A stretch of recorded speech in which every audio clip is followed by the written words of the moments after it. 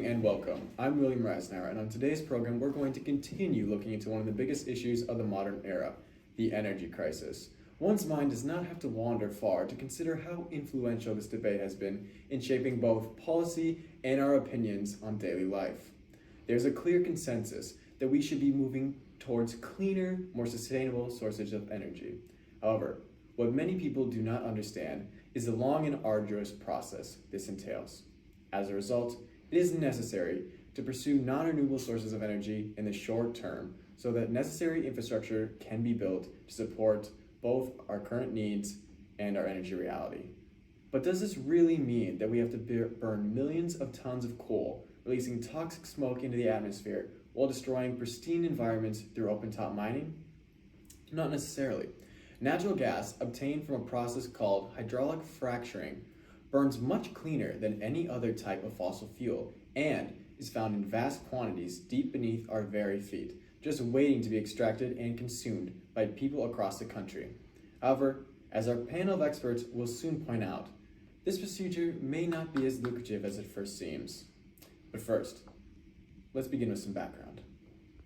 Hydraulic fracturing, or fracking as more commonly termed, is the process of drilling deep within the Earth's crust, sometimes horizontally, in order to reach massive deposits of natural gas.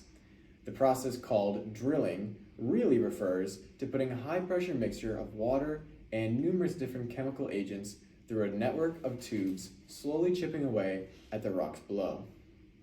Once the gas formations are reached, the gas is then extracted and the site is cleaned up, leaving nothing behind but a simple well cap. Additionally, current world events are making it more difficult for the US to procure energy resources from foreign sources at a reasonable price, making fracking a desirable alternative. So, what are the downsides? Our experts have the details. Gentlemen, welcome and thank you for coming on the show. Thank you, Will, for letting me be on the show. Fracking has many impacts on the environment, such as the biosphere, atmosphere, and hydrosphere. Fracking has been known to cause tremors in places like Texas and Oklahoma. Fracking has also been known to trigger earthquakes in these regions as well. In fact, due to wastewater disposal, fracking has caused Oklahoma to top California as the most active region in the United States for earthquakes. Along with fracking comes the use of water that is pumped down the well. The water is pumped into the wells to help extract the oil, but it's detrimental to the water sources around it. Water from the extraction site seeps through the ground and into other water sources that are used for drinking water. A 2011 study showed that increased methane levels in the drinking water was likely caused by fracking around them. In some cases, the methane levels were so high that the methane could be set on fire in the water. The excess wastewater from fracking is usually stored in open pits. Without proper care, the pits emit harmful gases. The oil pits are also harmful to the animals and birds, as the animals could drink the water and die from exposure to the chemicals. Fracking also impacts the biosphere or land and vegetation. Fracking sites typically intrude forest lands, grasslands, and agricultural lands. Fracking has caused forests to be destroyed, which affects the animals living there, as well as hunting purposes for the land. People could go hiking, but because of fracking pads, it limits people's interaction with the outdoors. Fracking pads are typically 5 kilometers long and essentially look like a large city. Fracking causes deforestation, which affects the atmosphere. It's my next topic. Fracking produces 30 to 100% more methane emissions than traditional natural gas. Methane is more efficient at trapping carbon dioxide, which humans breathe, and that could be an effect on global warming of the earth. Finally, fracking causes fracking dust, which is essentially the process of manipulating the sand on site that is put down the well.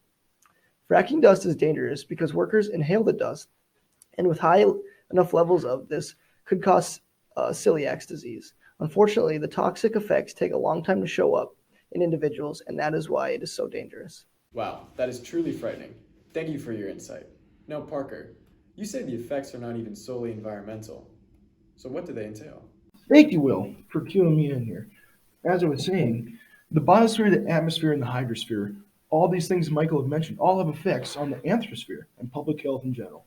People are naturally skeptical of fracking, and that's for a good reason. A study from 2015 highlights these reasons. People are not so trusting of these oil tycoons. They performed a case study from multiple people from multiple areas, and the majority of people living in oil development areas were distrustful for two main reasons: groundwater contamination, and oil companies historically have a rough past to trust. A key example of this is any major oil spill in the last 10 years. One that comes to mind for me is the oil spill in the Gulf of Mexico in 2010. This is a key part of the problem of what can occur with these oil developments. The consequence of these environmental activities results in further distrust from the people of these oil companies. A recent study performed in California in 2020 found that living within 1 kilometer of an active fracking/drilling causes a decrease in the birth weight of infants. Those within 1 kilometer of retired oil development areas have no effect on the birth weight. Fracking can and has been known to cause natural gas and oil spills.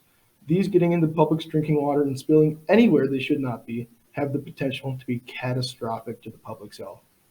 Not only is it just plain bad for the environment, but it is just terrible for any organism that tries to consume that water, including us. Finally, one of the biggest arguments for hydraulic fracking is that it has a positive effect on the local economy. Although it does slightly benefit the area economically, the majority of this economic prosperity goes to the gas companies.